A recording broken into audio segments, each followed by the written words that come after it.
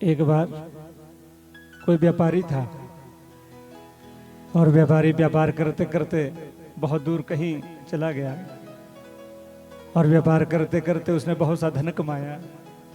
और बहुत सा धन कमा करके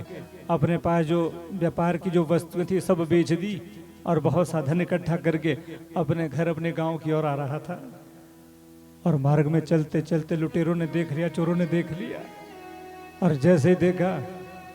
चोरों ने कहा भैया माल बहुत पड़ा है, लूट लीजिए। और उन चोरों ने क्या किया, इस व्यापारी को लूट लिया और जितना धन था, जितना द्रव्य था, जितना पैसा था सब ले लिया और इस व्यापारी को मार करके, पीट करके, कूट करके किसी कुएं में फेंक दिया। भगवान की बड़ी कृपा, व्यापारी जिस कुएं में गिरा उसी कुएं में कोई पीपल की टहनी लटकी हुई थी और जैसे व्यापारी नीचे गिरा, कुएं में गिरने से तो बच गया पर टहनी पर अटका हुआ है। रात्रि का वो समय, मंद मंद वृष्टि हो रही है, बिजली कड़कती जा रही है और जैसे ही व्यापारी ने देखा,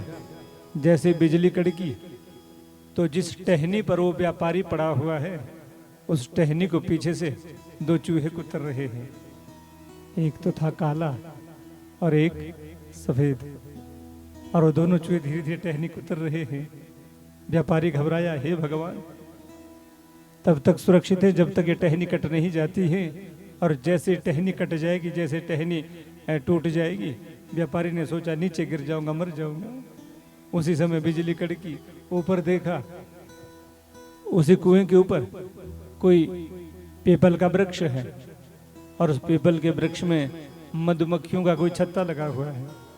और जैसे व्यापारी ने ऊपर देखा, ऊपर से थोड़ा सा शहद गिरा और व्यापारी के मुंह पर जैसे आया, जैसे व्यापारी ने शहद चाटना आरंभ किया, व्यापारी ये तो भूल गया पीछे से टहनी कटने वाली है, बड़े प्रेम से शहद चाट रहा है। बोले जगदम्बा महामाया की।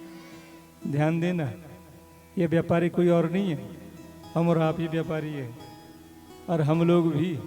संसार रूपी कुएं में और जीवन रूपी टहनी पर अटके हुए हैं और हमारे इस जीवन की टहनी को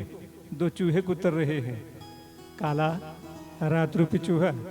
और सफेद हैं दिन रूपी चूहा।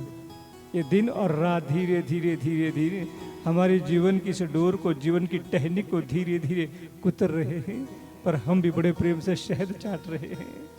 बेटा बेटी नाती पोता, इसी में हम लोग रत हैं और ये मालूम नहीं टहनी कटने वाली है, टहनी गिरने वाली है और कुआं भी नीचे पड़ा हुआ है, गिरते हुए बंद को देरी नहीं है। इसलिए सूत जी कहते हैं, हे ऋषियों तुम्हारा जो प्रश्न है कलिकाल के जीव के लिए, कलिकाल के हित के लिए बड़ा सुंदर तुम्हारा ये प्रश्न है और हे ऋषियों तुम्हारे इस प्रश्न के का उत्तर